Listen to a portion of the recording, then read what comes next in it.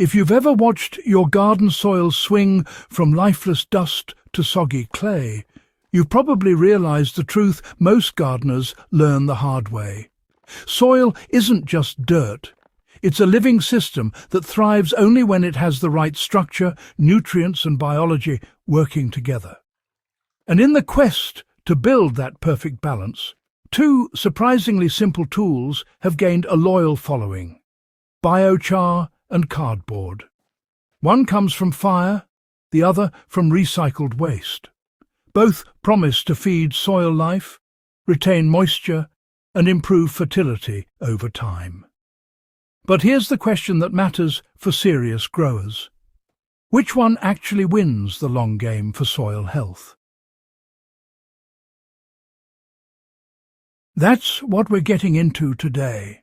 We're breaking down what each material does, how it performs over years rather than weeks, and what modern research and old-world gardeners have learned through hands-on results. Stay tuned, because the answer might surprise you, especially if you've been laying down cardboard without realizing what's happening underneath. The story of biochar begins thousands of years ago in forgotten Amazonian soils. Long before regenerative agriculture became a trend, ancient civilizations in the Amazon basin were making black, fertile soil out of ash, bone, and plant matter. These were the terra preta soils, rich, dark earth that remained productive for centuries in places where tropical rains usually leached away nutrients. Archaeologists eventually realized that the secret ingredient was carbonized plant material, biochar, made by slow-burning organic matter under low oxygen. This trapped stable carbon in a porous structure that acted like a sponge for water, nutrients, and microbes. In other words, biochar wasn't just charcoal, it was engineered soil architecture.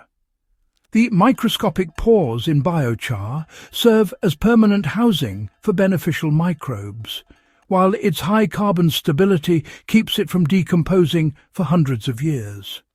This is what makes biochar a long-game soil amendment. Once it's in the ground, it stays there, cycling nutrients and holding moisture season after season. Modern gardeners, well, they've found quite the ally in biochar, using it in raised beds, compost piles, and even potting mixes. But, you see, the secret to making it work isn't just about dumping charcoal into the soil. No, it's all about charging it first. Raw biochar, if not handled properly, can be a bit too eager, absorbing nutrients too aggressively and leaving your plants a tad hungry at the start.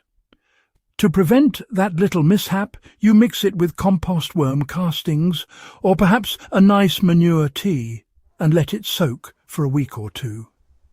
This way, it's preloaded with the biology it needs to nourish rather than starve your plants.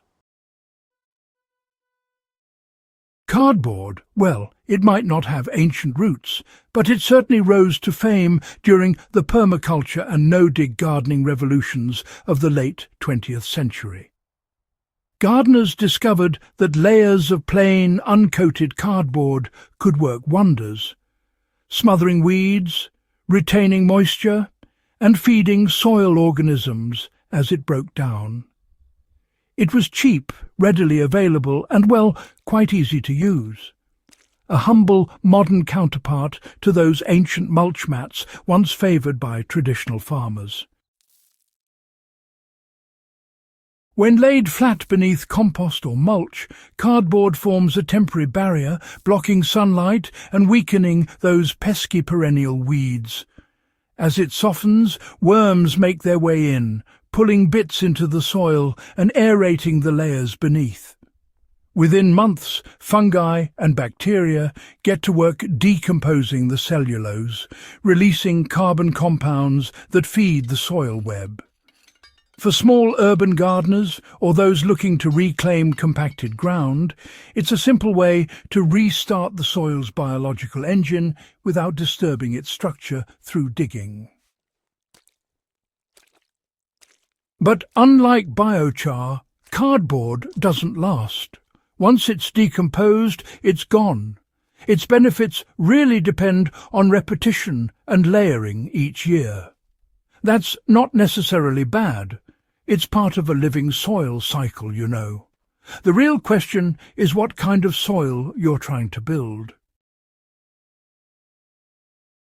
The biggest difference between biochar and cardboard is time. Biochar builds a physical foundation for soil biology that lasts decades, while cardboard feeds that biology for the short term. Cardboard acts like a quick infusion of organic matter, encouraging microbial growth and worm activity, but it eventually disappears. Biochar, on the other hand, becomes the permanent skeleton of the soil. When you add biochar to a garden bed, you're not just feeding microbes, you're giving them permanent shelter. The carbonized pores capture soluble nutrients like calcium, potassium and nitrogen, keeping them from leaching away after heavy rain. In contrast, cardboard decomposition releases nutrients quickly, creating a temporary surge but little residual structure once the material is gone. So, in simple terms, cardboard feeds the soil life that's already there, while biochar creates the home that sustains that life for the long run. The most successful soil builders throughout history, from Amazonian farmers to modern regenerative growers, combine both principles, organic matter for energy carbon frameworks for stability. For gardeners working in raised beds or poor ground, there's no need to pick one over the other. The smart move is to use them in sequence. Start with cardboard at the base of a new bed to suppress weeds and, jumpstart microbial activity. Once it softens, top it with compost blended with charged biochar.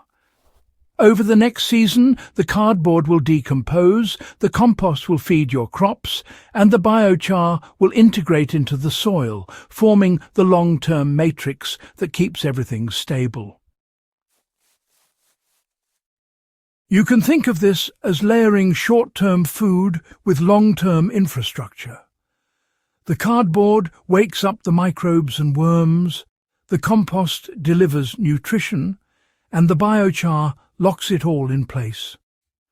Over time, you'll notice better water retention, reduced compaction, and a stable, sweet-smelling soil that no longer swings wildly between wet and dry. Gardeners who've adopted this layered method report less fertilizer, use more resilient crops and soil that simply feels alive. If you're serious about sustainability and long-term fertility, that's the goal. Soil that feeds itself because it's structured to do so. If we're judging by longevity and overall soil performance, biochar wins. It doesn't rot away, doesn't compress, and continues working indefinitely as a nutrient reservoir and microbial hub. Once applied, you can forget about it for years. It's truly the gift that keeps the soil balanced without repeated labour. However, cardboard wins in accessibility and immediate impact. It's the material anyone can use anywhere to start soil improvement with almost no cost or technical knowledge. And when you use them together, cardboard for short-term boost, biochar for lasting structure, you're not choosing one over the other. You're building soil systems that mimic nature's own layers of organic matter and carbon stability. The soil you build today determines what your garden can survive tomorrow. The long game of gardening isn't about fast yields or single-season results. It's about resilience, the ability of your soil to stay fertile, hydrated and biologically active, no matter what the weather brings. Biochar gives that resilience backbone. Cardboard gives it fuel. Together they create a living foundation that outlasts the gardener who built it. So, as you prepare your garden for the coming season, don't think in terms of what feeds your plants today, think in terms of what sustains your soil for decades. Whether you're layering your first cardboard bed or charging your first batch of biochar, you're continuing a lineage of growers who understood one truth.